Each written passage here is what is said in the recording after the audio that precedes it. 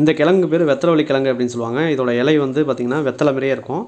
அதனால் இது வெத்தலவள்ளி கிழங்குன்னு சொல்லியிருக்காங்க. இதை வச்சு ஒரு சிம்பிளான வறுவல் ரெசிபி எப்படி பண்ணலாம் அப்படிங்கிறத பார்க்க போகிறோம். சூப்பராக இருக்கும்.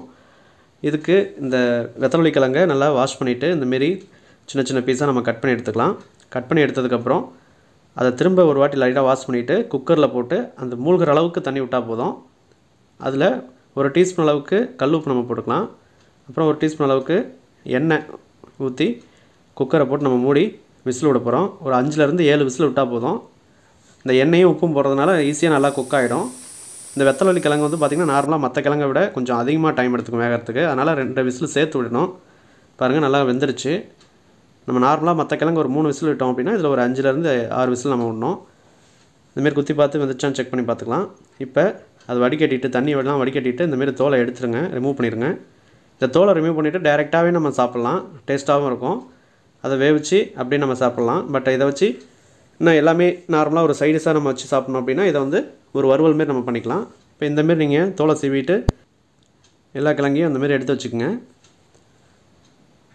அவ்வளோதான். இதை வந்து நம்ம கையாலே இப்படி லைட்டாக நசுக்கி விட்டோம் அப்படின்னா அப்படியே மசிஞ்சிரும். இப்போ நம்ம நார்மலாக உருளைக்கிழங்கை வேக வச்சு கையில் மசிச்சு விடுவோம் பார்த்திங்களா, அந்தமாரி இதையும் நம்ம மசிச்சு விட்டுக்கலாம்.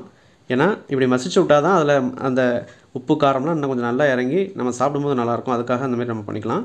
இப்போ எண்ணெய் ஊற்றி கடுகு உளுத்தம் பருப்பு போட்டு பொரிஞ்சதுக்கப்புறம் பச்சைக்கடலை பருப்பு ஒரு 1½ டீஸ்பூன் அளவுக்கு நான் போட்டிருக்கேன். அது சாப்பிடும்போது கடிப்படும்போது நல்லாயிருக்கும்.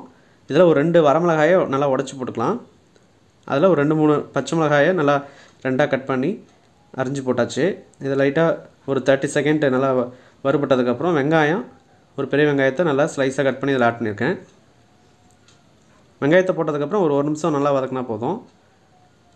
பாருங்கள் இந்தமாரி நீங்கள் வதக்குனதுக்கப்புறம் இதில் ஒரு கொத்து கருவேப்பிலை நம்ம பிச்சு போட்டுக்கலாம். கருவேப்பிலை போட்டதுக்கப்புறம் நல்லா மிக்ஸ் பண்ணி விட்டுருங்க. இந்த பச்சைக்கடலை பருப்பு நம்ம ஸ்டார்டிங்கில் போடும்போது கருவு விடக்கூடாது.